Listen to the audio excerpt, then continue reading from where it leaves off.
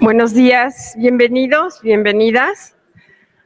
A nombre del doctor Manuel Ramos Medina, bienvenidos a nuestra conferencia. Hoy tenemos el honor de presentar a una querida amiga nuestra, la doctora Ana Rita Valero de García Lascurain. Voy a presentar su currículum.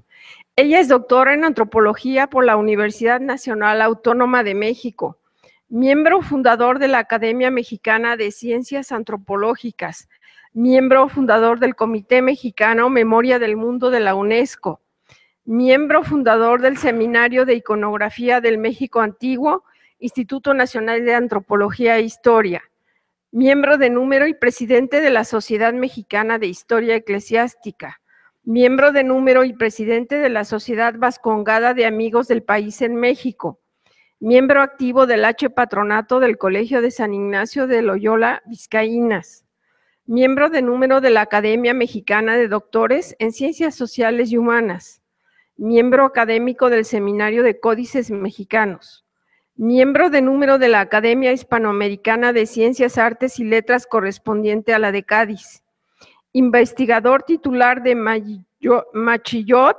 lectura de imágenes del México Antiguo, del Centro de Investigaciones y Estudios Superiores en Antropología Social. Es colaboradora del Boletín Guadalupano, Información del Tepeyac para los Pueblos de México. Miembro del Consejo Consultivo y de Investigación Científica del Instituto Superior de Estudios Guadalupanos. Presidente de la Archicofradía Universal de Santa María de Guadalupe. Ha sido profesor titular y visitante en la Escuela Nacional de Antropología e Historia de la Universidad Iberoamericana, de la Universidad Nacional, de la Panamericana y de la Pontificia. Ha publicado artículos y ponencias en diferentes órganos especializados, tanto nacionales como extranjeros. Ha publicado, entre otras obras, las siguientes: Solares y Conquistadores, Orígenes de la Propiedad en la Ciudad de México. Códice Cascatzin, Estudio y Paleografía. La Ciudad de México, Tenochtitlan, 1524-1534. Su primera traza. Solares y Conquistadores, Orígenes de la Propiedad en la Ciudad de México. Los Códices de Ixhuatepec, un testimonio pictográfico de 2 siglos de conflicto agrario. Padrón de Frentes, Historia del primer impuesto predial. La Archicofradía de Nuestra Señora de Guadalupe, pasado y presente. Mors Vita, el Panteón de Vizcaínas. Entre códices, el Tesoro de Vizcaínas, los fondos antiguos del Archivo Histórico, Don Francisco de Echeveste, Armas y Noblezas. Ahora nos va a presentar una conferencia y tenemos el honor de tenerla con nosotros. Muchas gracias.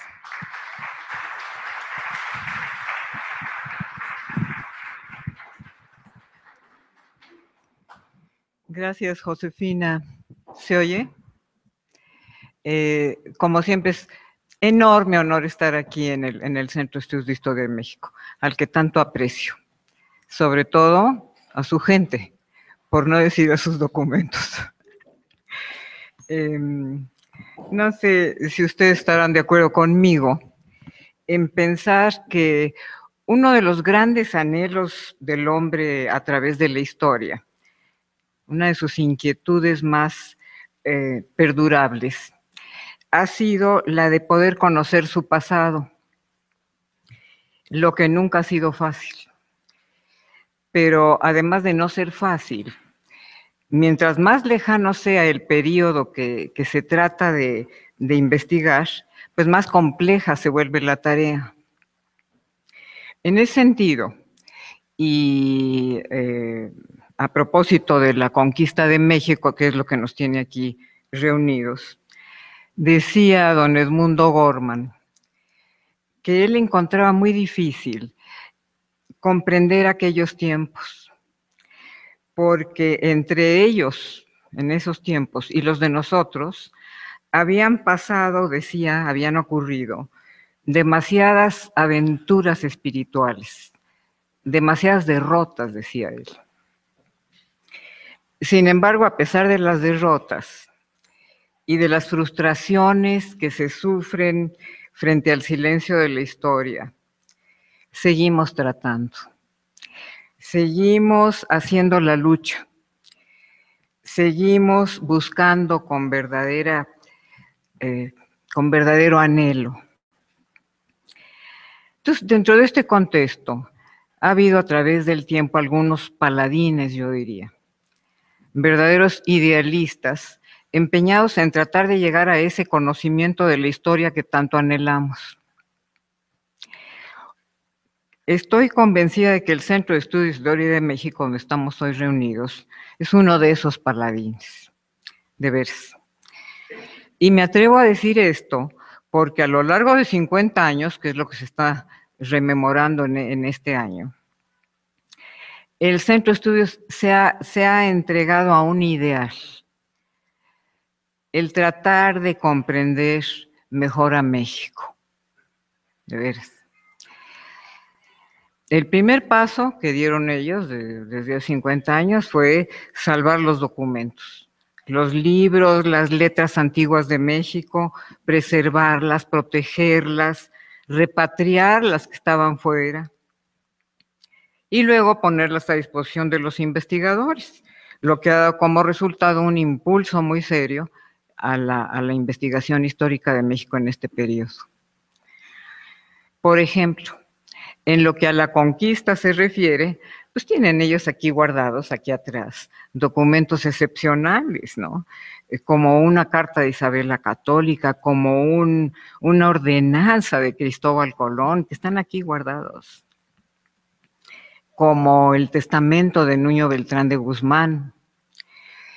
Pero sobre todo debo confesarles a ustedes que lo que verdaderamente me impresiona de ellos, de los tesoros que aquí tienen, es poder estar frente a las cartas de relación de Cortés. Porque él las escribió en el momento mismo de los hechos, cuando aún estaba en funciones Tenochtitlan, la ciudad más importante del continente americano, la más poblada, con sus palacios, con su templo mayor, pintado de 1000 colores, con sus alfardas, con sus gradas todavía manchadas de sangre de los sacrificados. En ese momento escribía Cortés. En la segunda carta de relación de él, cuya edición latina está aquí guardada, Cortés describe por primera vez las maravillas del México antiguo, lo que permitió que los azorados ojos del intelecto europeo se enteraran de que aquí existía una cultura brillante, próspera, milenaria, de la que ellos no habían tenido ninguna noticia. Pero además de describir el esplendor de estas tierras, a los pocos meses se vuelve a sentar Cortés con la pluma en la mano y en su tercera carta va a describir la conquista misma, pero cuando estaban todavía sangrantes las heridas de la guerra, cuando todavía no acababan de enterrar a sus muertos. Entonces Cortés relata los pormenores de la guerra, la estrategia que diseñó para doblegar al estado más poderoso de la América Media. Lo que logró, primero que nada, manejando una diplomacia finísima, muy bien pensada, con la que consiguió una serie de alianzas con los enemigos de Tenochtitlan. Esa fue la primera cosa, su brillantez diplomática. Y luego, aplicando una estrategia especialmente diseñada para conquistar a México. Es decir, él fue un estratega verdaderamente vanguardista. Entonces, la combinación de estos dos elementos, diplomacia por un lado y tácticas militares por el otro, con esto, Cortés consiguió para el Imperio Español más de 2 millones de kilómetros cuadrados de nuevos territorios y más de 20 millones de nuevos tributarios, los indios de México. Pero, siguiendo con los libros de Carso, ¿qué decir de la historia verdadera de la conquista de Bernal Díaz de Castillo, que también tienen aquí guardada en su primera edición? Cabe recordar, como ustedes muy bien saben, que a Bernal Díaz del Castillo le han llamado el historiador de la conquista, y con toda razón, porque al haber participado él en absolutamente todas las campañas, pues pudo ir entretejiendo cada uno de los episodios, de las peripecias, de las andanzas, de aquella gesta cuya trascendencia transformó radicalmente al mundo indígena. En otras palabras, tanto Cortés como Bernal Díaz del Castillo, pues nos abren la ventana de la historia, pero nos la abren de par en par, para asomarnos a uno de los momentos más críticos que se hayan sufrido en estas tierras, como fue la conquista. Entonces, dentro de ese contexto, los invito esta mañana a que volvamos un ratito los ojos atrás para oír a ambos, para oír sus impresiones, sus recuentos, sus angustias, que tuvieron muchas, sus miedos que sufrieron constantemente. Y al oírlos a ellos, acercarnos un poquito más a la intensa complejidad de la historia de México. Todo comenzó, como ustedes saben, la tarde del Jueves Santo de 1519. Cuando una flota de 11 navíos, comandados por Hernán Cortés, se presentan frente a las costas de Veracruz, más o menos a la altura de San Juan de Ulúa. Entonces, como ya anochecía, esa tarde deciden quedarse a bordo para desembarcar hasta la mañana siguiente. En esos 11 navíos venían poquito más de 500 soldados, cerca de 100 marineros, alrededor de 200 o 300 indios que traían para el servicio indios del Caribe, de Cuba. Traían también mujeres, venía como una docena de mujeres españolas acompañándolos. Desde luego, traían a bordo caballos, piezas de artillería y una cantidad importante de armas entre ballestas y fusiles y todo eso. Entonces, al día siguiente, muy temprano, desembarcan. Y como era Viernes Santo, lo primero que hicieron fue improvisar una cruz con algunas ramas que deben haber encontrado ahí y plantarla sobre las arenas de Chalchicoyecan. Por eso se llamó Veracruz al puerto de Veracruz, porque llegaron en Viernes Santo, el verdadero día de la verdadera cruz. Entonces, todo ese viernes y el sábado, al día siguiente, se la pasaron concentrados en organizar el campamento. Construyen unas chozas para los capitanes, otras tantas chozas para la soldada, el artillero mayor coloca la artillería a buen resguardo y la caballería, que tanto les interesaba. Y estando ya instalados, al domingo siguiente, como era domingo de Pascua, los capellanes de la expedición, porque traían sus capellanes, el padre Juan Díaz y el mercedario fray Bartolomé de Olmedo, cantan la primera misa que se haya celebrado en estas tierras, allí, sobre la arena, frente a los atónitos ojos de los indios del Totonacapan. Alrededor de 3 meses se estuvieron allá, en la costa. Desde luego Cortés analizando y observando y planeando y elucubrando sus planes futuros. La cosa es que ya para agosto él toma la decisión de internarse tierra adentro, a México. Una decisión muy temeraria, sumamente arriesgada, de alta peligrosidad, pero lo decide con firmeza y así lo manda. El 16 de agosto, entonces, sale la expedición, capitanes, soldados, la artillería, la caballería, los perros que también traían y que van a ser muy importantes, más otros 200 indios que les dan del Totonacapan para el servicio, además de que les dan varias mujeres para hacer las tortillas, lo que les será muy útil a ellos, porque ya van a empezar a agotar las provisiones que traían a bordo desde Cuba. De manera que este factor de las mujeres para tortillas va a ser importante. Y es que conforme se iban desconectando de la costa, los españoles tuvieron que aprender a comer pues lo que aquí había. Entonces aprenden a comer tortillas, frijoles, chile. No obstante que la dieta de ellos, como todos sabemos, era pan al que untaban un poco de ajo y de aceite, y algún estofado, quizás algo de carne, pero básicamente subsistían con pan embarrado con grasa. Lo que no va a haber aquí, las grasas las van a extrañar mucho. Se calcula que una mujer podría hacer tortillas aproximadamente para 10 hombres, 8 hombres todos los días, ¿no?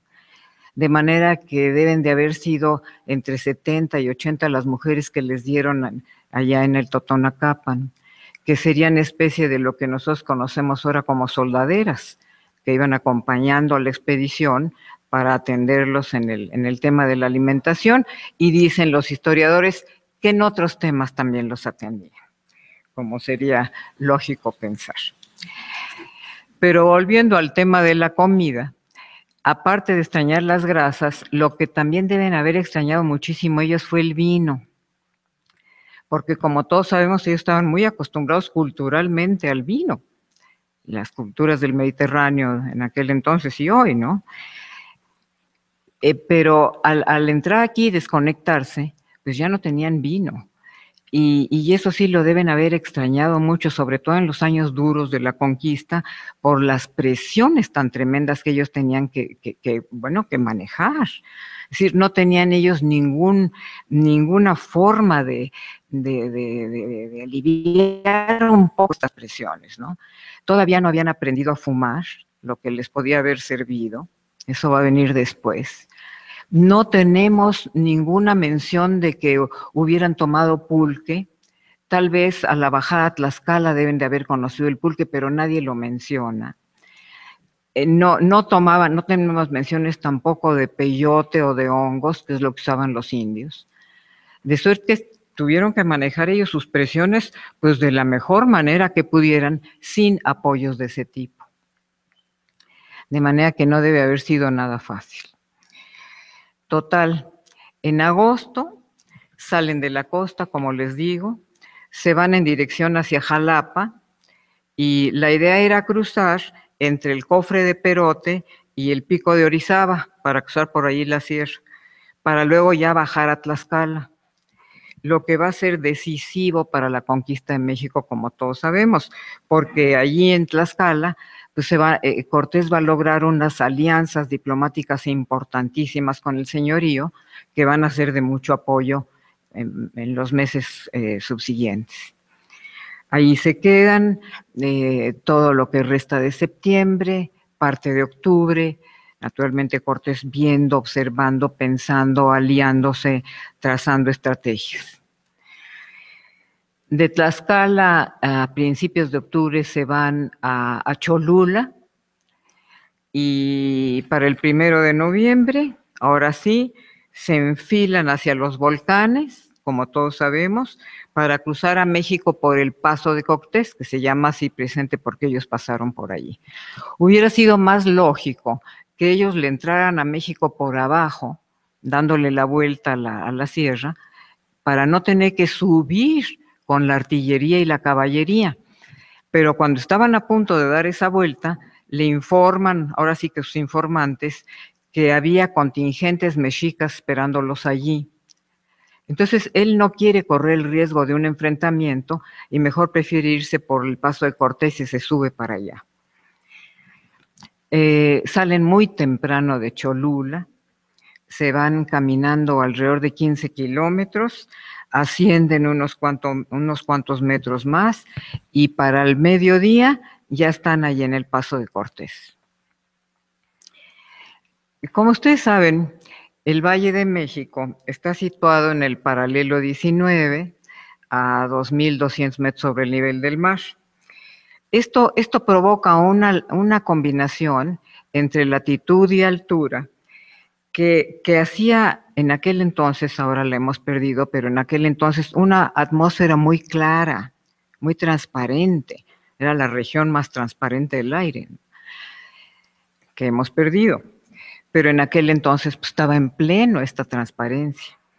Por lo que podemos imaginar que al estar allí en el Paso de Cortés, ellos tienen que haber dominado visualmente toda el área del Valle de México. Y ahí es donde empieza el asombro. En ese entonces, el valle debe de haber tenido varios coloridos. Hagan ustedes un ejercicio de imaginación para meternos en los ojos de ellos. Desde luego había una franja verde en todo alrededor, porque estaban los bosques completos, de manera que debe haber habido un verde oscuro a todo alrededor. Luego bajando, ya estaban los azules de los lagos. Acuérdense ustedes que en el momento de la conquista estaban los 6 lagos de la cuenta vivos, que eran Chalco, Ecatepec, Zumpango, Xochimilco, Xaltocan y Texcoco. Era un enorme complejo lacustre que cubría toda la zona baja de la cuenca, de manera que primero los verdes y luego esta especie de pequeño mar azul allí en las partes bajas. Estos grandes lagos que cubrían allí, pues estaban vivos, por supuesto con su flora, con su fauna, enorme cantidad de aves volando allí. Había águilas, enormes cantidades de patos, chichicuilotitos, como dice Chimalpain. Había nutrias, muchas, nadando en los lagos. Desde luego ajolotes, moluscos, toda esta fauna lacustre que era muy abundante. Pero tal vez lo más impresionante es que estaban llenos de gente. El tránsito de embarcaciones allí en los lagos se estima con toda seriedad entre 100 y 200,000 canoas navegando todos los días allí en los lagos de México. Una barbaridad, 100 o 200,000 embarcaciones. Las había de distintos calados. Había unas enormes, hasta de 20 metros de longitud. Las había de pasajeros y de carga, de distintos calados, como les digo, con capacidad de varias toneladas. Y es que, como ustedes saben, todo el comercio de la región que era activísimo, se hacía básicamente por la vía lacustre porque no había bestias de carga, de suerte que los lagos eran un punto de comunicación importantísima. De manera que en esas condiciones, pues los indios habían llegado a dominar las técnicas de navegación ahí en los lagos. Por ejemplo, Ayotzinco, que era uno de los puertos de embarque más importantes, era el que recibía todos los productos que venían de la zona de Veracruz, todo lo que venía del oriente, llegaba a Ayotzinco, ahí los dejaban y ahí los embarcaban en toda esta, digamos, marina mercante de los indios que operaba en los lagos.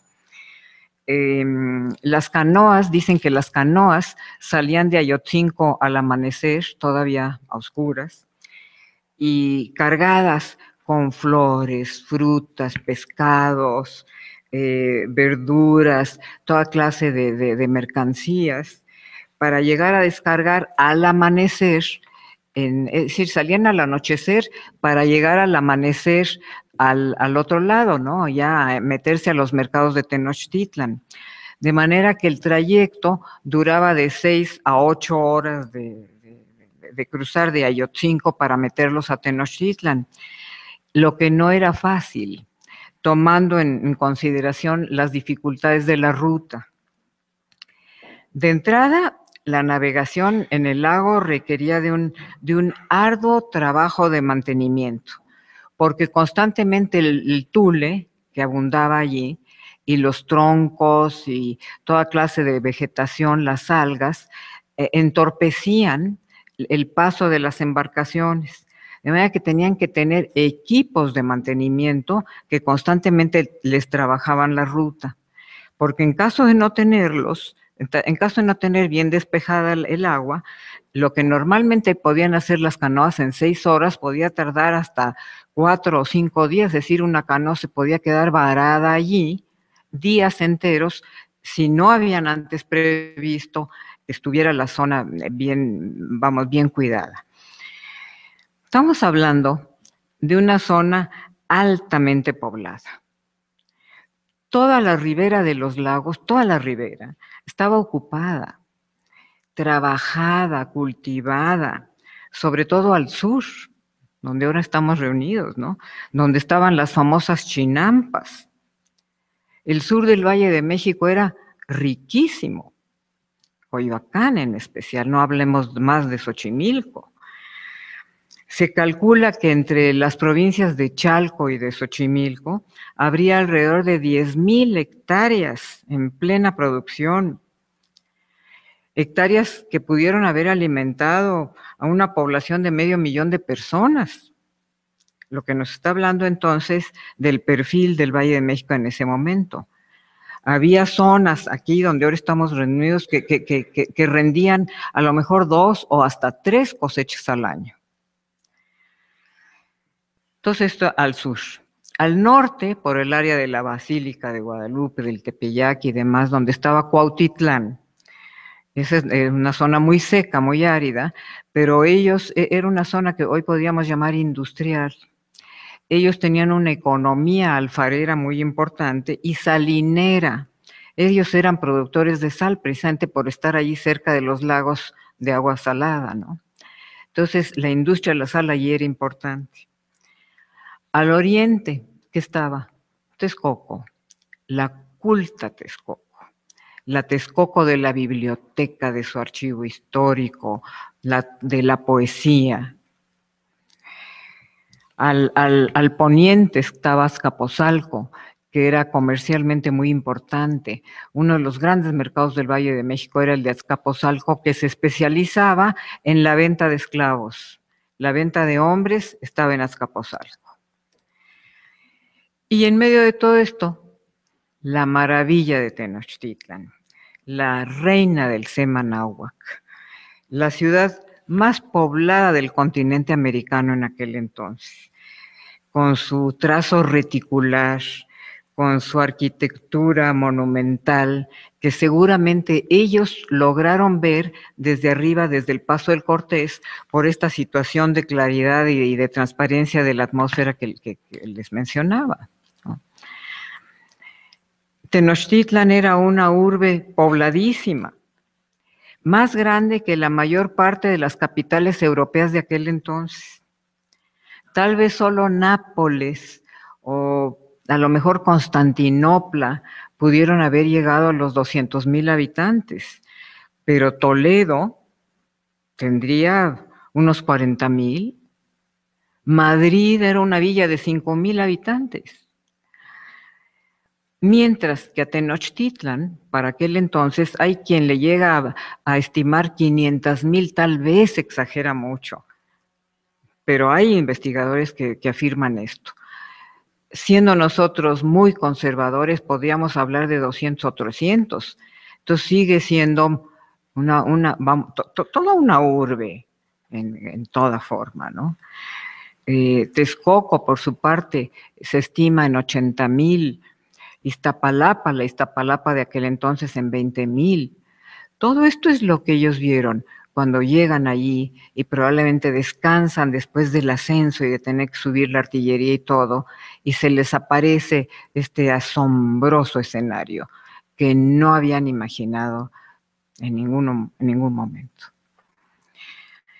Y aunque tal vez las ciudades chinas, desde luego, no tal vez, sino desde luego deben haber excedido estos números, pues se puede decir que ninguno de los conquistadores las había visto nunca, de manera que a sus ojos esta cantidad de población y todo, pues debe de haber sido muy asombroso. Total, el 3 de noviembre, bajan ellos del Paso de Cortés, por ahí del 3 de noviembre llegan a Iztapalapa, que como les digo, le estiman alrededor de 20,000 habitantes. En ese momento la gobernaba Cuitláhuac, que era medio hermano de Moctezuma, ya la alta nobleza mexica, que es cuando Cortés va a conocer ahora sí un miembro de los altos tlatoanis tenochcas, Cuitláhuac. Aparte, se dice que era un hombre de gran cultura, arquitecto parece ser, muy avesado, que entonces bajo su mandato, pues Iztapalapa se convirtió en una ciudad llena de jardines y de calles bien cuidadas, etcétera. Cuitláhuac, arquitecto, o más bien debíamos decir urbanista. Allí se quedan ellos varios días, se instalan, los recibe bien Cuitláhuac, les empieza a dar regalos, como se acostumbraba en la diplomacia indígena, les regala objetos de oro, les regala mujeres. Entonces ahí se queda Cortés siguiendo con este análisis político y estratégico y haciendo observaciones. Seguramente debe haber tenido varias juntas con su Estado Mayor, porque estaban a punto de entrar hacia Tenochtitlan, era un asunto sumamente delicado. Total, para el 8 de noviembre deciden finalmente entrar a la capital, una decisión muy delicada, de alto riesgo, se iban a meter verdaderamente a la boca del lobo, ¿no? Por lo que su gente estaba muy nerviosa. Había angustia entre todos los contingentes, y no solo entre los españoles, sino entre los indios que los venían apoyando también, porque sabían a dónde iban a entrar. De manera que había un nerviosismo generalizado, un sentimiento de inseguridad, de miedo. En esas condiciones, Cortés, con esa alta sensibilidad política que tenía, con esa sabiduría del manejo de la gente y con ese, visión que tenía de la psicología del enemigo, esa manera de saber evaluar. Él decide entonces hacer una entrada solemnísima a Tenochtitlan. Es decir, no van a entrar ellos allí caminando, arrastrando los pies como uno pudiera. No. Planeó paso a paso cómo iba a ser la entrada. Hagan ustedes un esfuerzo intelectual de veras para imaginar aquel momento que es de los grandes momentos de la humanidad. Ellos entraron por lo que ahora se llama Calzada de Tlalpan. Cuando manejen por allí, que estén en el tránsito atroz en las mañanas, recuerden que por allí entraron los contingentes. Al frente caminaba un Tenochca como abriéndoles paso, como diríamos, con las llaves de la ciudad. Luego, encabezando al ejército, iban 4 caballeros. Fíjense qué escenas. Posiblemente pueden haber sido Alvarado, tal vez Sandoval, Olid, Velázquez de León. Los 4 iban portando armadura completa y montados, casco, visera, la gola que usaban, el peto, el brazal, la manopla, el guantelete, armadura completa. Pero sobre todo lo que debe haber impactado a los indios, porque ahora el asombro va a ser de allá para acá, fueron los caballos. Los caballos verdaderamente fascinaron en México, con una fascinación de temor también. Empezando porque en el náhuatl no había cómo traducir la palabra caballo, empezando por allí, pues aquí no había. Entonces, ellos les van a llamar venados mazatl. Como ustedes saben, mazatl en náhuatl es venado. Entonces dicen ellos, esos ciervos, esos mazatl, decían que eran unos venados sin cuernos. Fue un impacto visual importantísimo para el mundo indígena. Fíjense lo que escribe Sahagún. Dice, esos caballos, esos ciervos, dice, bufan, braman, porque el relinche les impresionó, ¿no? Dice, sudan a mares, como agua de ellos destila el sudor.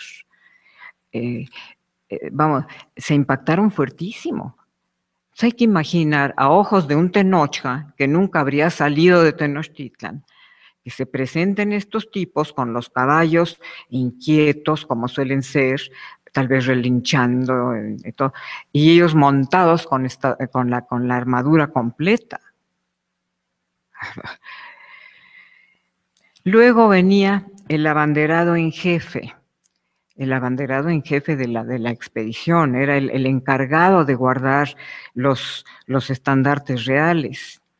Era un tal Cristóbal del Corral, él solito con el estandarte de la corona, blandiéndolo, aventándolo para arriba, desplegándose con el viento, como se acostumbra, no sé si algunos de ustedes hayan ido alguna vez al famoso palio de Siena, ¿no? Que tienen esa destreza, ¿no? Los avientan, los cachan. Bueno, allí iba Cristóbal del Corral haciendo todas estas figuras con el estandarte real. Después venía ya un grupo de peones a pie, con las espadas desenvainadas, de metal, lo que no conocían acá, tal vez comandados por Diego de Ordaz. Luego venían los lanceros, los flecheros, tensando los arcos, los arcabuceros, blandiendo las armas. En todo esto, los tambores tocando a redoble, las artillerías avanzando lentamente por la calzada de Tlalpan, que entonces se llamaba el camino que va a Iztapalapa, ese era su nombre. Y hasta el final, Cortés. Fíjense qué diseño escenográfico. Montando dice, yegua rubia de buena carrera, escoltado a su vez por varios conquistadores, seguramente su estado mayor, también a caballo. Y ya en la retaguardia venían todos los indios amigos, como les llamaban, ¿no? Que se le habían aliado, la gente del Totonacapan, los tlaxcaltecas, contingentes de indios aliados de Cortés, pero preparados para el combate. Venían, como ellos acostumbraban, con pintura facial y corporal, los tlaxcaltecas tal vez con sus atuendos negro y rojo que acostumbraban. Bueno, dicen que los asombrados mexicanos llenaban las azoteas de Tenochtitlan, de todas las casas, y los que no cabían llegaban en canoas o se subían a los templos para ver mejor este espectáculo que se les estaba presentando allí. De manera que el asombro elevado a una potencia en nombre era mutuo. Los españoles, a su vez, pues maravillados ante el espectáculo de Tenochtitlan. Sus calzadas, sus calles rectas, tan diferentes ese urbanismo medieval de plato roto, que es lo que ellos conocían, que prevalecía en Europa. Las fachadas de la ciudad todas estaban estucadas y pintadas. Tenochtitlan era una ciudad multicolor, rematadas con diferentes diseños de almenas. Nada que ver con lo que ellos habían encontrado en las islas del Caribe. Un espectáculo verdaderamente inimaginable. De repente, frente a los españoles, se presenta un comité de recepción espectacular también, formado por los altos dignatarios del reino. 200 señores de la alta nobleza, lujosamente ataviados, formados en 2 columnas paralelas, y al centro, Moctezuma, el Huitlatoani de México, envuelto en una tilma suntuosísima, bordada de 1000 colores, la cabeza cubierta con su copili, unas especies de diademas que tenían ellos, que pueden haber sido de oro, de turquesas, de jade. Por supuesto calzado, y ni hablar que los cacles que usaba tenían suelas de oro y rematados con piedras preciosas. Es histórico esto, todas las crónicas lo afirman. Portaba un aderezo, parece que también muy, muy espectacular, con una figura de oro en forma de colibrí, incrustada en el labio de abajo, en la parte del labio de abajo. Desde luego nariguera, no le podía faltar una nariguera de jade, haciéndole juego unas grandes orejeras también del mismo color. Iba cargado en andas, por supuesto no venía caminando, iba cargado en andas, bajo palio, un palio que dicen decorado de plumas de quetzal, bordado con hilos de oro, plata, aplicaciones de jade. Muchos se detienen los cronistas en hablar de este famoso palio. Y delante del señor de México venía un heraldo blandiendo un bastón de oro que levantaba en señal de autoridad, y otro grupo de nobles que le barrían el piso, porque él no iba a pisar en un lugar que no estuviera barrido, le iban barriendo antes de que las dignísimas plantas del Señor se depositaran allí. Entonces, se encuentran unos y otros, más o menos, visualicen ustedes la calle de Pino Suárez, ya habiendo entrado ya a Tenochtitlan, la calle Pino Suárez. Allí bajan de las andas a Moctezuma, y al descender, Cortés se le acerca y intenta abrazarlo, cosa que le impiden de inmediato. Entonces se quita Cortés un collar que él traía hecho de flores de cristal, las famosas cuentas de cristal que tanto dicen, y se lo regala a Moctezuma. Al ver eso, Moctezuma se conoce que truena los dedos y le traen unos collares de oro, hechos con cuentas en forma de caracolillos de oro, y se los regala también a Moctezuma, a Cortés, ¿no? Entonces, una vez cumplido el protocolo de estas salutaciones, Se van todos caminando hacia el centro, visualicen Pino Suárez hacia el Zócalo, pero en medio de cantidad de sonidos. Había grupos de músicos, de tenochcas, con los caracoles, sonándolos, con los huehuetls, grupos de danzantes en los alrededores de él para darle la bienvenida a estos señores que visitaban Tenochtitlan. Debe haber sido algo, como les digo, de esos momentos en la historia de la humanidad verdaderamente notables. Entonces se van todos caminando para llevarlos a donde les tenían preparados a sus aposentos. Les tenían preparado el palacio de Axayácatl, donde hoy está el Monte Piedad, ahí en el Zócalo. Era el palacio de Axayácatl. Eso tenían destinado para que se quedaran ahí los españoles. Parece ser que era un edificio muy lujoso y sobre todo enorme, porque, pues hombre, le dio alojamiento a los más de 1,000 hombres que venían allí, más la artillería, más la caballería, más las mujeres que traían para las tortillas. Entonces, es una enorme cantidad de gente. Todos cupieron allí en el Palacio de Axayácatl, que además de lujoso, dicen que tenía un servicio notable, muy bien organizado, de suerte es que diario les entregaban enorme cantidad de tortillas blancas de la mejor calidad, les llevaban pavos, les llevaban huevos, desde luego agua potable, y no solo a ellos, sino también al forraje para los caballos. Es decir, lo que quiero poner a la consideración de ustedes es que los recibieron muy bien, los alojaron muy bien allí. Y bueno, desde luego, enfrente estaba el Tecpan de Moctezuma, donde él vivía, que también pues, era un edificio lujosísimo. Se habla de que tenía fachadas de mármol, muy posiblemente que haya sido Tecali de Puebla, decorado con diseños de águilas y de jaguares, donde hoy está Palacio Nacional. El interior parece que también era lujosísimo, los techos estaban cubiertos con plafones de maderas preciosas, desde luego todos los muros estaban estucados y pintados. El primer piso, donde hoy es Palacio Nacional, alrededor de 10,000 metros cuadrados de superficie, era el centro administrativo del imperio. Allí estaba la burocracia real, los tesoreros, los mayordomos, los contadores de lo que hoy llamaríamos la Secretaría de Hacienda, ¿no?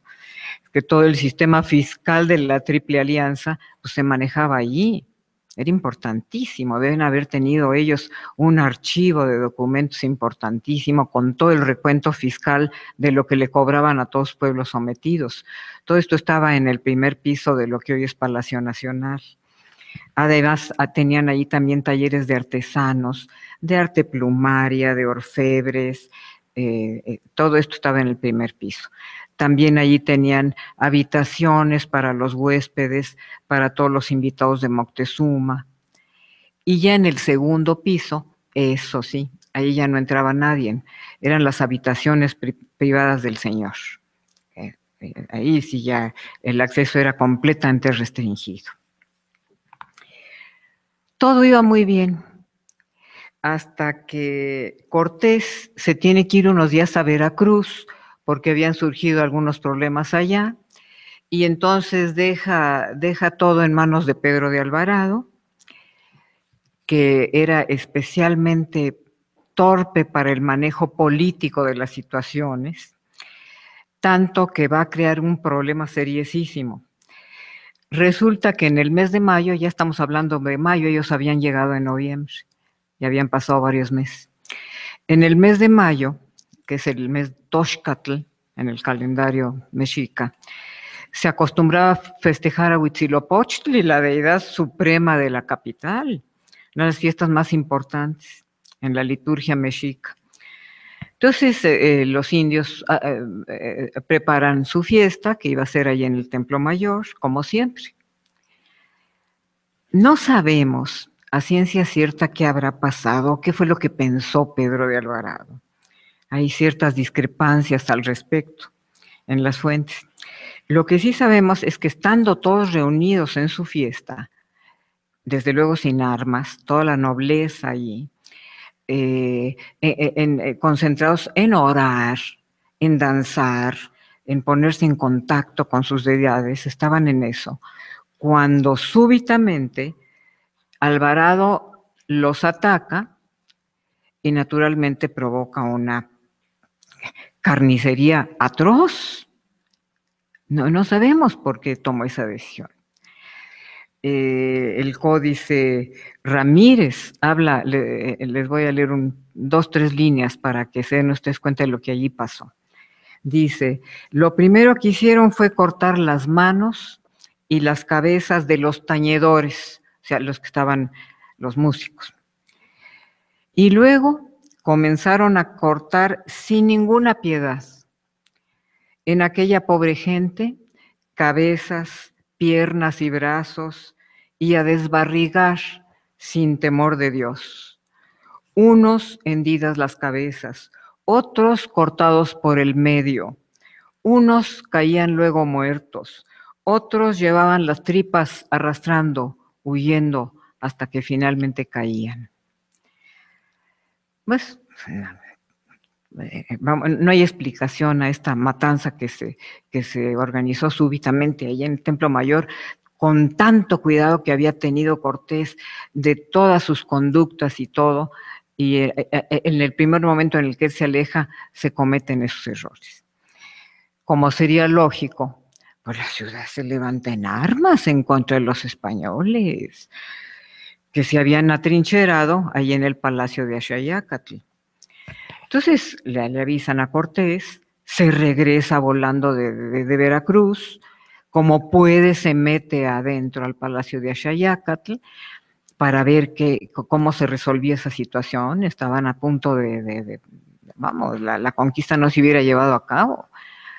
Evalúa el asunto y se da cuenta de que la única posibilidad que ellos tienen es de huir, de salirse de allí subrepticiamente para salvar la vida. De suerte es que para el 30 de junio planean salirse a la medianoche, amparados con la oscuridad de la noche, que ya empezaban la época de lluvias, entonces estaba lloviendo, eso les convenía también, y se empiezan a salir todo el contingente, que era una barbaridad, con cañones, con caballos y todo, por la calle de Tacuba. Acuérdense ustedes también cuando anden en Tacuba, porque el Palacio de Axayácatl estaba allí. Entonces ellos se salieron a Tacuba. Cuando vayan al café de Tacuba, acuérdense de esto. Muy silenciosos, pero al llegar a la que hoy es esquina de Tacuba con el eje central, más o menos, por allí, dicen que una mujer que estaba buscando agua se da cuenta y da la voz de alarma y se levanta toda la ciudad para impedirlos el escape, ¿no? Entonces allí se llevó a cabo otra carnicería atroz, pero esta vez con los españoles, ¿no? Se pierden varias vidas de españoles, muchos caballos, lo que les pudo muchísimo, piezas de artillería, fue una verdadera derrota. Un poco más adelantito está la iglesia de San Hipólito, que precisamente se construyó en rememoración de esta tragedia que ocurrió allí en términos de pérdidas de las vidas. Muchos murieron, los heridos quedaban allí hundidos en el lodo, porque allá era una zona muy lodosa, muy pantanosa. El caso es que fue verdaderamente grave desde el punto de vista de los españoles. De alguna manera logran huir y logran llegar a Popotla, donde hoy está el antiguo colegio militar, y allí hacen una pausa y es donde Cortés lloró, el famoso árbol de la noche triste que está allí, ¿no? Según Bernal Díaz del Castillo, se le saltaron las lágrimas de los ojos, con toda razón. las pérdidas habían sido dramáticas. Entonces, de Popotla logran huir hasta Tlaxcala, que eran sus aliados, donde van a ser bien recibidos por Maxixcatzin, y se quedan ahí haciendo el recuento de sus muertos, de sus pérdidas, tratando de curar a los heridos, reponiéndose un poco, y seguramente Cortés analizando qué va a hacer después. Es decir, las pérdidas han sido muy fuertes. Tenía dos caminos: o regresarse a Veracruz y dar por concluido este proyecto, o ver cómo seguía adelante. Debe de haber analizado muchas situaciones otra vez con su Estado Mayor. Y él decide que va a iniciar la reconquista. Y es en este punto en el que los historiadores de la guerra consideran a Cortés como un genio, porque rebasó el horizonte militar de su tiempo. Él fue un verdadero precursor en el campo de la ciencia bélica, si es que así se le puede llamar. Se ha dicho que la forma como él actuó en México, su rapidez, sus movimientos tácticos, su estrategia, su proyecto anfibio, se asemejan más, oigan esto, a los desembarcos de la Segunda Guerra Mundial en el siglo XX que a las tácticas militares del siglo XVI en el que él estaba viviendo. Así de precursor fue. Sin ir más lejos, la campaña naval de México fue uno de los factores de mayor peso, de mayor eficiencia en la toma de la capital. Fue increíble lo de los famosos bergantines, los barquitos estos que construyeron para atacar a Tenochtitlan. De entrada los construyó en Tlaxcala, a 400 kilómetros del mar, a 1000 y tantos metros de altura sobre el nivel del mar, en el barrio de Atempan, que era lo más lejano posible que uno pudiera pensar relacionado con la navegación. Ahí los construye. Vuelve al barrio de Atempan un astillero de fabricación de barcos. Y luego traerlos a México para botarlos aquí en el lago de Texcoco. Se los trajeron a lomo de indio, cargándolos. Grupos de cargadores llevaban las jarcias, que es, como ustedes saben, el equipo que necesitaban para navegar, que se trajo de Veracruz cuando desmanteló sus barcos. Entonces trajo todo esto a Tlaxcala para este proyecto de naval que implementó. Entonces grupos de cargadores llevaban las jarcias, las velas, los clavos, como les digo, que habían traído de Veracruz. Otros llevaban los bastimentos para alimentar a la gente. Y otros más, a los lados, eran columnas armadas para protección de esta gran columna que tenía 10 kilómetros de largo y que vino de Tlaxcala a Texcoco. No se sabe en la historia de la navegación militar del mundo una cosa igual. Todo esto, entonces, más su excelente desempeño en los lagos de México, constituyen un episodio formidable en la historia naval del mundo. Gracias a los bergantiles se pudo pulverizar el poderío naval Tenochca, y en un abrir y cerrar de ojos dominaron los lagos ellos. De manera que este fue uno de los activos más importantes de la conquista. Y luego, por supuesto, la caballería, sin duda. A los caballos los consideraban, decía Cortés, como los nervios de la guerra en contra de los naturales. Él decía que después de Dios, no tenían otra seguridad sino la de los caballos. El de él murió pronto, el que él había traído de Cuba, en algún enfrentamiento en Tabasco antes de llegar a México. Entonces murió por las heridas.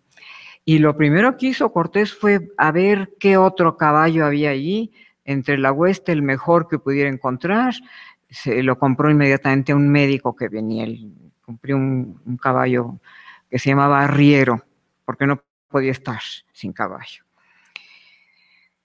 La caballería entonces fue de las armas más, no sé, de mayor provecho, a pesar de que eran pocos. Les hubiera gustado tener mucho más, pero no había, eran costosísimos los caballos.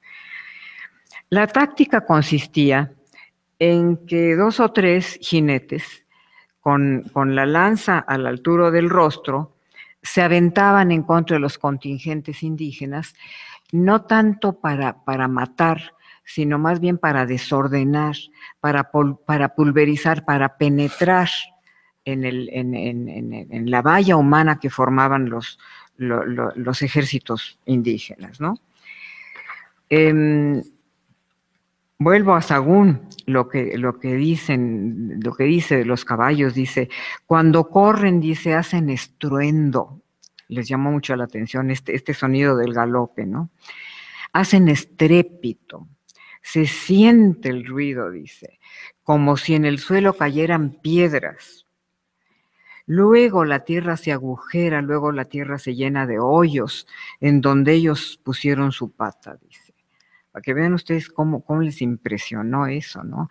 Entonces, 3 caballos a galope tendido, con el jinete, con la lanza en riestre, pues lograba realmente desordenar, que era la meta. Otro elemento importante fue el perro. Increíble, pero así fue. Acuérdense ustedes que el perro español era muy diferente del itzcuintle que aquí se conocía. El perro de indígena pues eran esos perritos chaparritos gorditos que se usaban como alimento, nada más, eran para comérselos. Los españoles traían otros perros.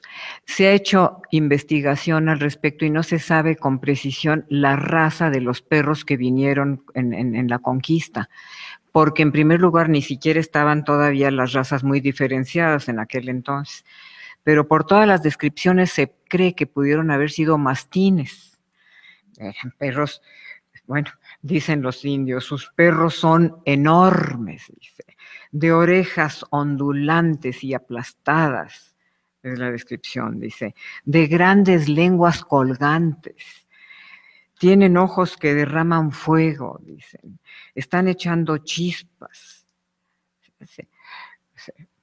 Para que ustedes se den cuenta de la impresión en el mundo indígena de estos nuevos animales que no se imaginaban ellos. Desde luego eran bravísimos, entrenados precisamente para cazar indios. Su entrenamiento era cazar indios. Y como estaban continuamente en la guerra, pues habían desarrollado una fiereza verdaderamente feroz, valga la redundancia, ¿no? Dicen que podían liquidar a un indio por completo en lo que dura un credo. ¿Cuánto nos toma rezar un credo? Unos minutos, ¿no? Porque además era una muerte horrible, en medio de gruñidos, de zarpazos, de dentelladas. Dicen que era una muerte peor que la muerte en la horca o por medio del garrote, ¿no? Entonces, ese es otro elemento que hubo en la conquista muy eficiente. Y luego, pues, por supuesto, las armas españolas, ¿no? El cañón, pues, fue algo tremendo aquí en la toma de Tenochtitlan, ¿no? De por sí era una novedad para la Europa del siglo XVI, era un arma muy novedosa, que no todas las potencias tenían. Las potencias europeas que tenían cañones se colocaban por encima de las demás, es lo que llaman los investigadores las Gunpowder Empires, los imperios de cañón, ¿no? Como por ejemplo el Imperio Otomán, desde luego el Imperio Español, ¿no? Entonces, si esto ocurría en la Europa de aquel entonces, imagínense ustedes el efecto en este mundo de aquí. Pues fue avasallador. Y, desde luego, por otro lado, hubo pues una reacción bélica indígena. Los indios no estaban inermes. México contaba con una organización militar irreprochable. Existía una estrategia y un arte de guerrear indígena, añejo, centenario. No solo tenían ejércitos en pie de guerra los indios, sino que consideraban la guerra como una actividad honrosísima. Tan es así que solo los guerreros que morían en combate se iban al cielo, solo ellos, al cielo del sol. Lo que nos indica el pensamiento que tenían, vamos, la religión prehispánica era una verdadera exaltación bélica. De manera que todo esto iba abonando para el tema de los ejércitos. Pero además, pues como les digo, tenían una estrategia. Bueno, desde luego, desde que nacían, los formaban para ser unos guerreros aguerridos, valga otra vez la redundancia. Primero venían las convocatorias, ¿no? Por medio de tambores, de parlamentos, de sacrificios, de ceremonias litúrgicas importantísimas, muy espectaculares, en las que había danzas, se preparaban con pinturas corporales y faciales, psicológicamente también, para el combate. Rezaban y se ponían en esa tesitura. Luego venía un momento de silencio después de todas estas preparaciones, probablemente de introspección, de concentración, de autorreflexión, en la que preparándose nuevamente para ya entrar realmente al combate. Pero una vez iniciada la pelea, empezaba una guerra infernal de insultos y de gritos y de incitaciones y de ofensas y de escarnios para humillar al enemigo. Era parte de la táctica, toda esta cosa de insultar y de gritar. Pero además, pues tenían también un acervo de armas importantes, dos en especial, desde luego arcos y flechas. Contaban con arcos ya muy sofisticados, muy bien construidos, flechas sumamente eficientes, con puntas de obsidiana. Ustedes saben, la obsidiana puede llegar a ser un elemento cortante muy fino, puntas de sílex, puntas de maderas endurecidas. Además, las fabricaban con un mástil muy frágil, especialmente para que al romperse quedara dentro la punta. Pero además había flecheros muy efectivos, muy diestros. Se habla que disparaban hasta 20 flechas por minuto, con un impulso brutal, tanto que podían atravesar la pierna del jinete, desde luego, e incluso penetrar hasta el caballo. De manera que no estaban inermes ellos. Otra de las armas muy eficientes en aquel entonces era lo que nosotros hoy llamamos las macanas, que ese es un mexicanismo, viene de macahuitl. Estos eran una especie de bastón, como de 70, 80 centímetros de altura, que hacían de maderas duras, como el roble, y a los lados les hacían unas hendiduras en donde insertaban las navajas de obsidiana o de la piedra filosa que ellos quisieran poner. Después que las macanas no eran como nuestras macanas, que es un bastón de madera, sino que eran espadas, eran verdaderas espadas que podían llevar, como dice Bernal Díaz del Castillo, podían llevar a cercén la cabeza de un caballo. Es decir, cortar la cabeza de un caballo, todos imaginamos que requiere, vamos, es ancha y fuerte. Bueno, con una macana de estas podían cortar la cabeza de un caballo. De manera que tampoco estaban inermes ellos, ¿no? También usaban gases y humos, como eran los que echan a las manifestaciones, ¿no? Ellos usaban ciertos humos o gases que cegaban al enemigo.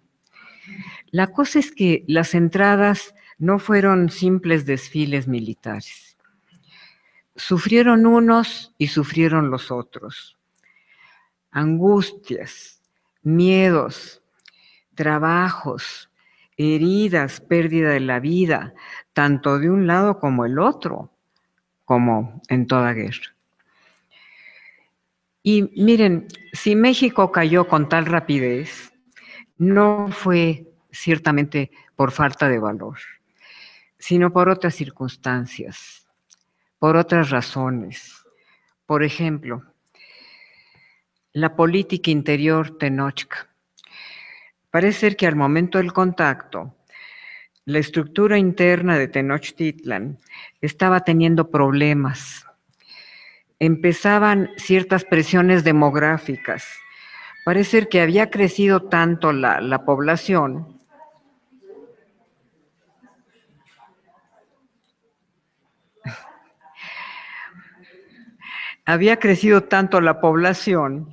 que ya se estaba desequilibrando el equilibrio entre la tierra, entre su productividad y el hombre, se estaban desbalanceando.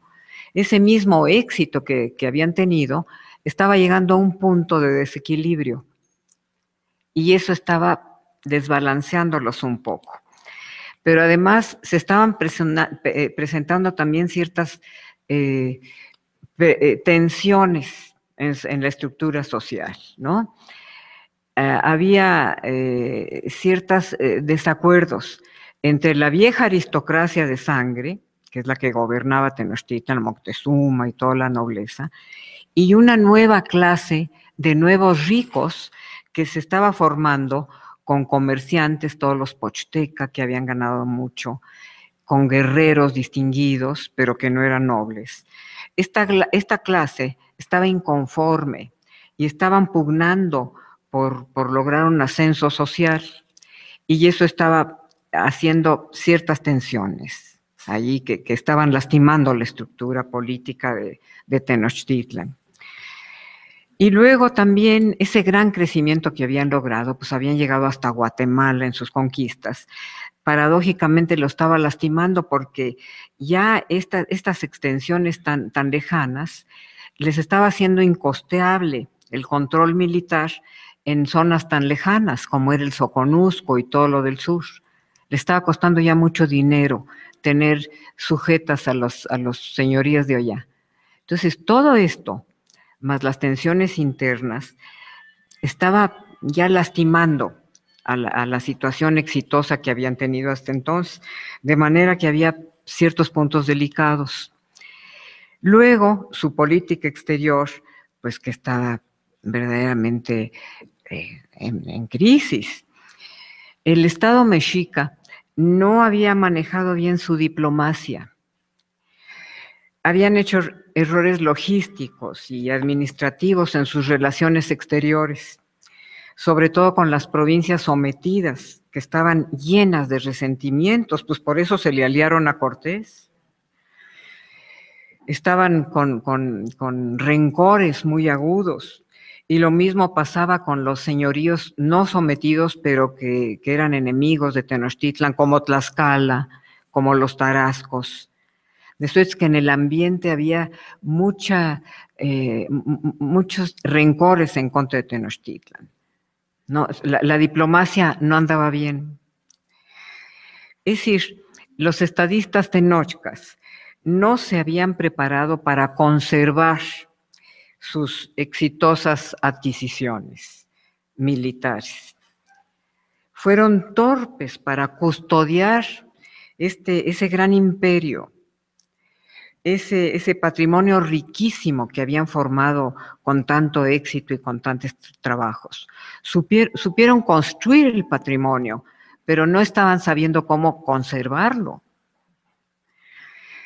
El alto mando no se había preparado para ir matizando su gobierno a la luz de los nuevos retos. No supieron hacerle fuerte a esos nuevos retos, como tampoco supieron conservar ese activo tan productivo que eran sus pueblos sojuzgados, es decir, no supieron madurar hacia una nueva etapa del momento imperial. no supieron hacerlo.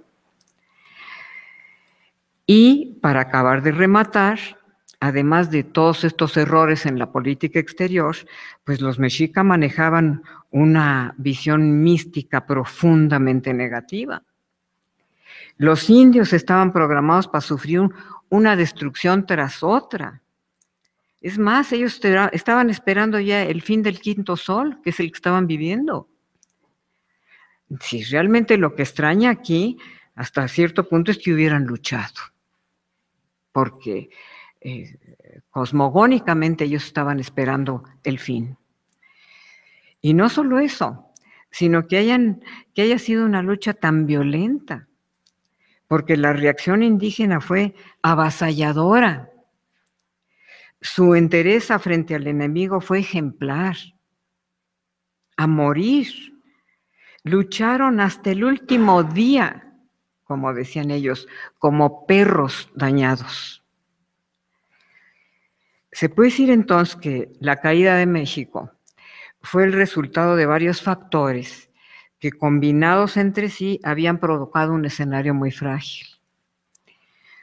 En esas circunstancias, la presencia de otro elemento negativo más, como fue la llegada de los conquistadores, en el ya sobrecargado ambiente crítico, pues dio como resultado el desmoronamiento del imperio.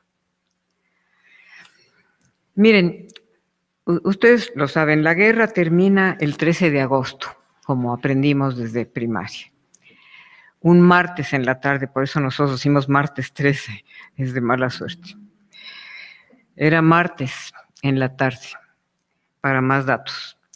Después de 75 días de sitio, según lo que dice Cortés, o 93 días, según lo que dice Bernal Díaz del Castillo.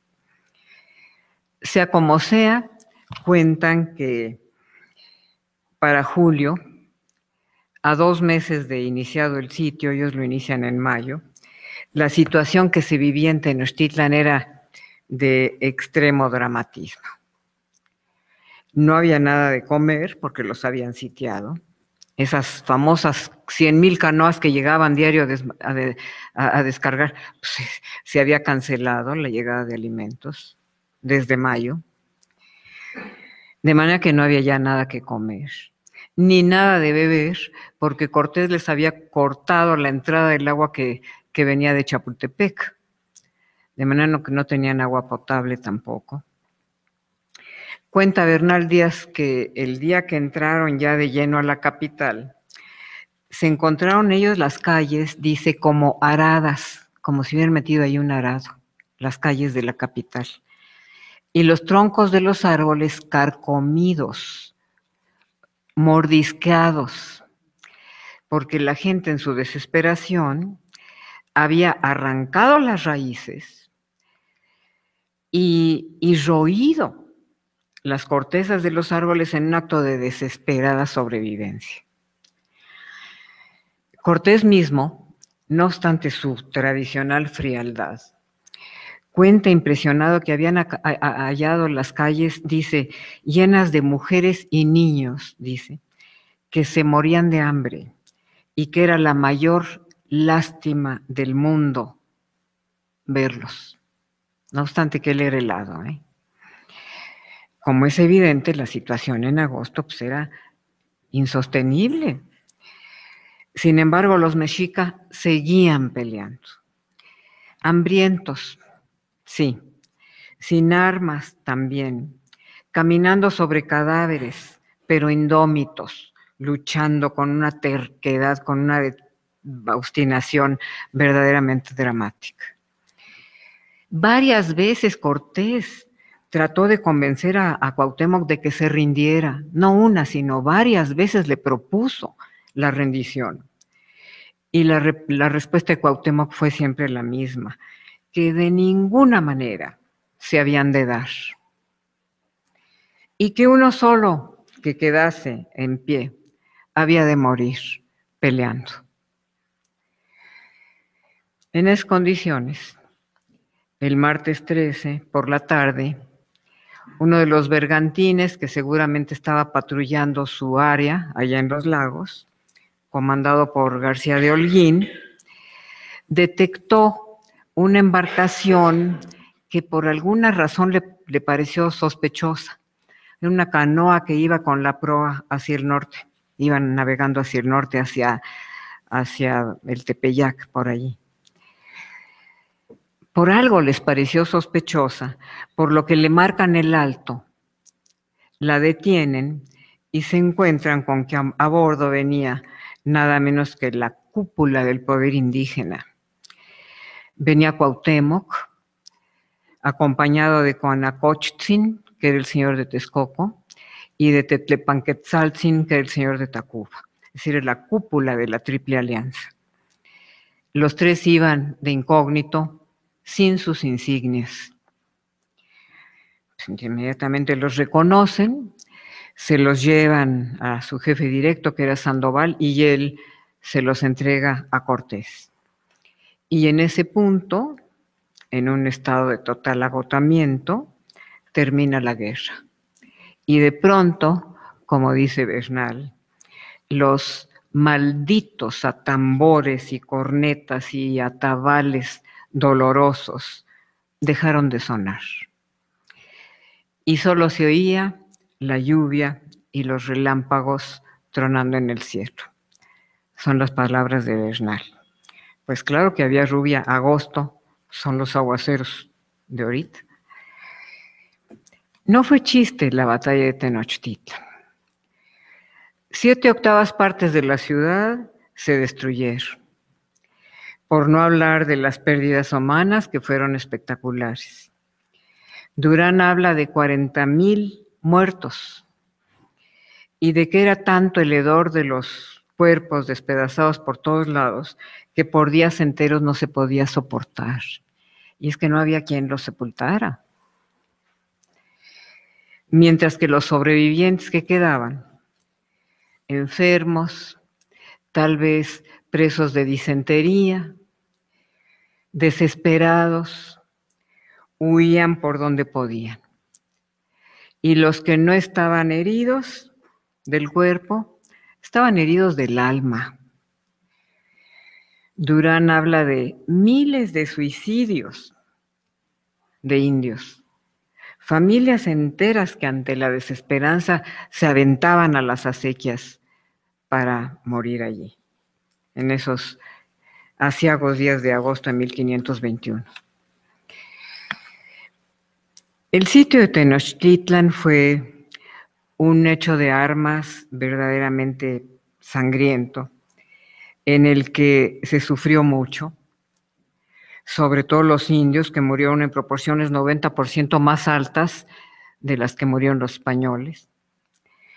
El resultado fue que la ciudad más poblada del continente americano, tal vez la más lujosa, la más acabada, desapareció en el término de 3 meses. Y lo que no desapareció entonces se mandó demoler deliberadamente en los días subsecuentes. De suerte que no quedó piedra sobre piedra. Lo peor de todo, empero, lo grave del caso, fue que la batalla de Tenochtitlan no fue solo una más, como las que ha habido en la historia de la humanidad, y va a seguir habiendo. La toma de la capital Tenochca tiene la peculiaridad de que marcó el fin de una era, el ocaso total de una cultura, la cultura mexica Tenochca. Entonces, dar una explicación satisfactoria a este suceso, único en la historia épica universal, no se ha logrado plenamente, a pesar de los casi 500 años de reflexión, de análisis, de estudio que sobre la conquista se ha hecho. En esas condiciones, pues yo los animo a ustedes a aprovechar las fuentes que resguarda Carso para seguir trabajando en pos de encontrar la verdadera historia de la conquista de México. Muchas gracias.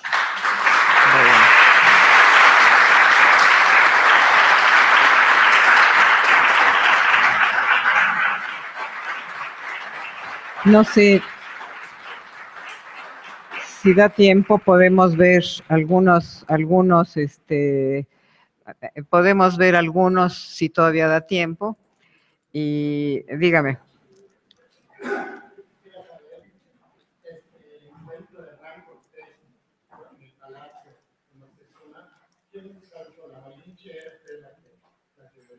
Qué bárbaro, qué excelente su comentario, porque omití uno de los elementos que coadyuvaron a la conquista de México importantemente.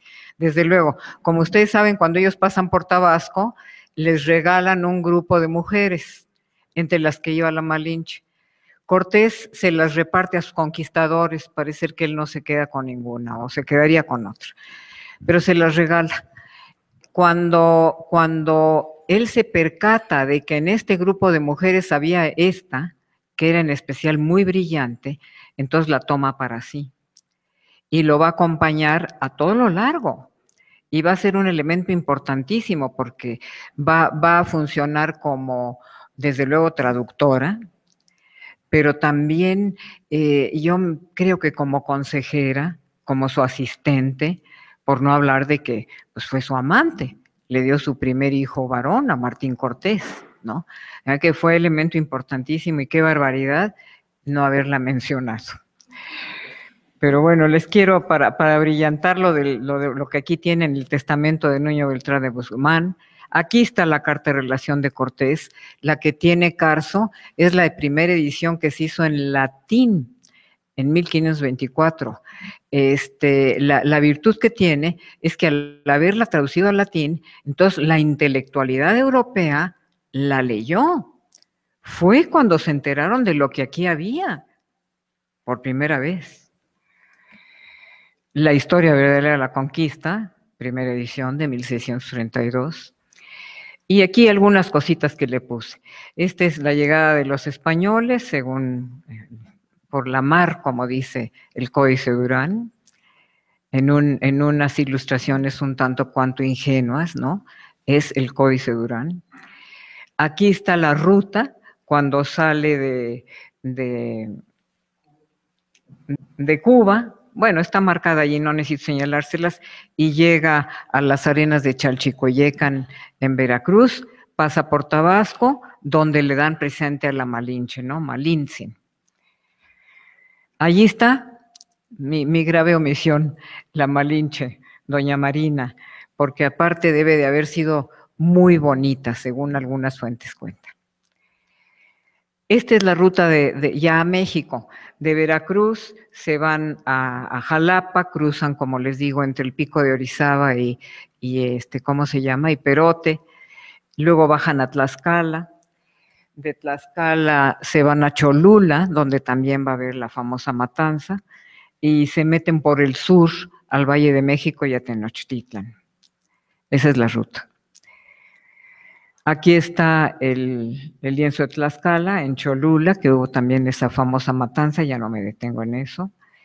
El Valle de México en 1519, la llegada de Cortés. Lo que quería yo allí que ustedes vean es ese complejo lacustre tan enorme que había. Era un lago muy respetable, porque estaban en contacto todos estos 6 lagos juntos, ¿no? Ahí van las embarcaciones y más o menos se dan ustedes una idea.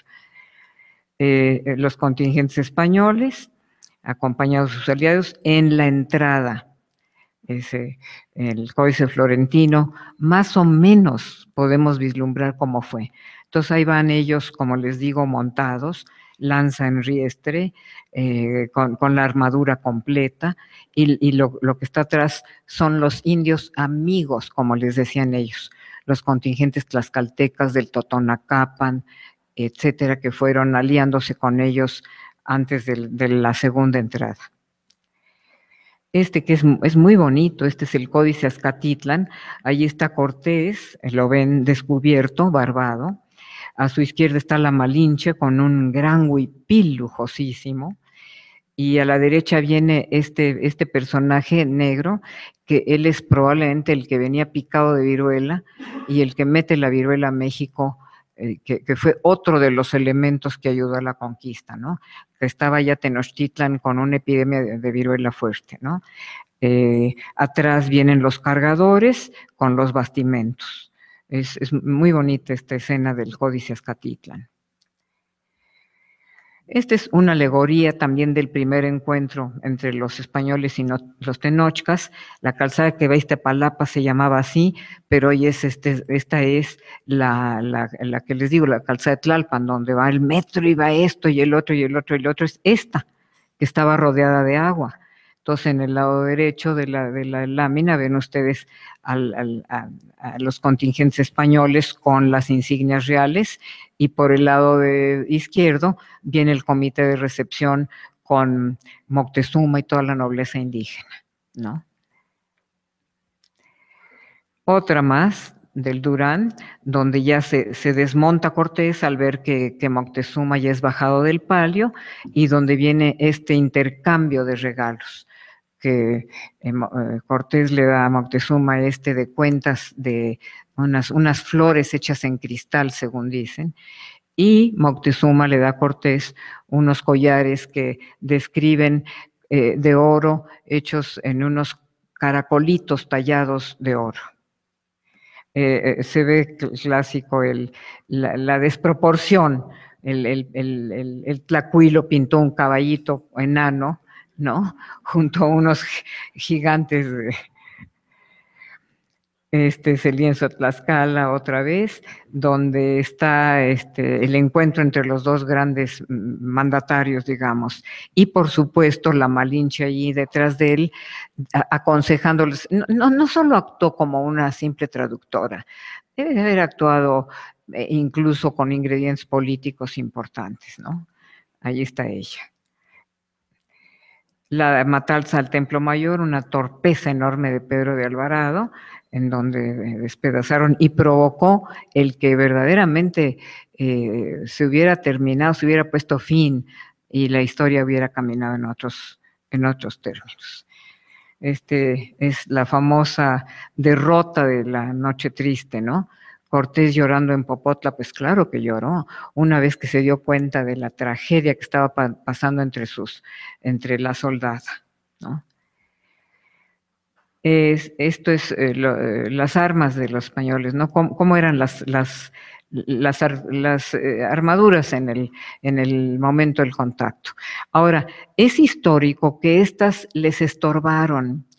Desde luego entraron portando armadura completa y todo, pero realmente en el tipo de combate que se dio aquí, resultaron un estorbo, una cosa pesadísima, y las empezaron a dejar y empezaron a usar el famoso Ixcahuipili. Ustedes se acuerdan del Ixcahuipili, ese es un término también náhuatl que viene de huipil, huipili, Itztac es blanco. Eran una especie de chalecos que tejían con un algodón en un tejido sumamente denso, tan denso que impedía la entrada de flechas, una especie de armadura indígena. Entonces, a la larga fueron dejando esto y fueron adoptando esos chalecos, el Ixcahuipili, que era más práctico, con el calor, con todo, muy, muy ligero, muy tranquilo, armadura indígena. En ese sentido también se han hecho análisis, cómo le hicieron ellos con la ropa, porque naturalmente que no traían equipaje.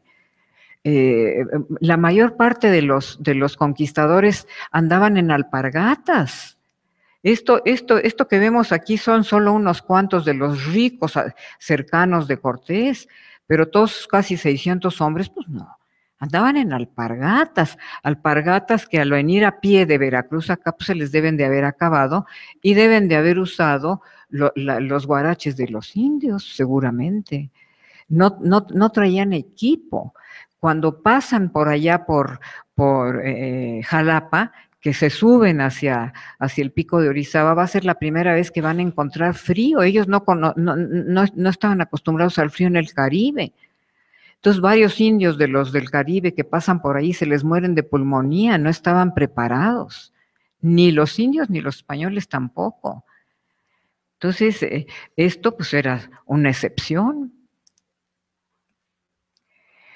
Ahí están los perros. Este es el que se llama Códice del Aperreamiento. Es un verbo que se acuñó en México. Es una palabra ya registrada, aperrear. Y para más completo, aperrear indios. porque para eso estaban entrenados estos perrotes mastines, ¿no?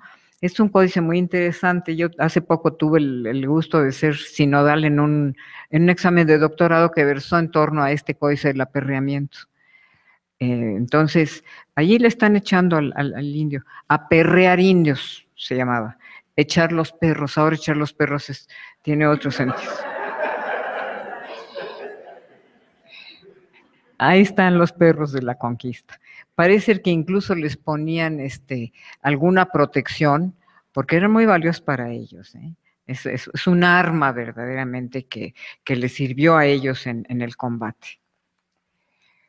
Pero, como les digo, los indios no estaban tampoco, digamos, tan tirados a la calle, ¿no?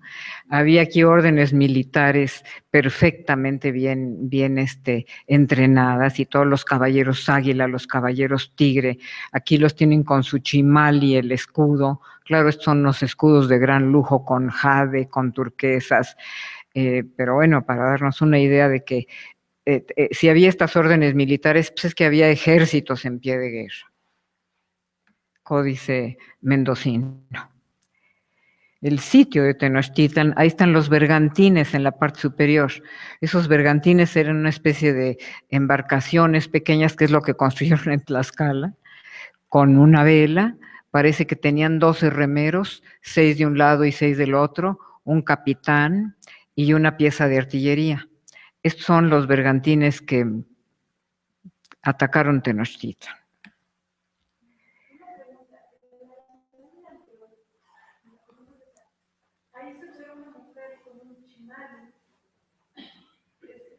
Sí, buenísima, buenísima. Allí posiblemente quiera hablar de la Malinche, ¿no? Pero su pregunta es buenísima. En el sitio fue tan desesperado el sitio que las mujeres, cuentan las crónicas, se subían a las azoteas de las casas y hacían lo que podían, les aventaban piedras a los conquistadores o cazuelas o lo que tuvieran. Es decir, las mujeres participaron activamente. Llegaron al punto de aventarles tierra a los ojos, lo que fuera, en un plan de defensa. Pero allí sí están, el Tlacuilo está poniendo desde luego a la Malinche.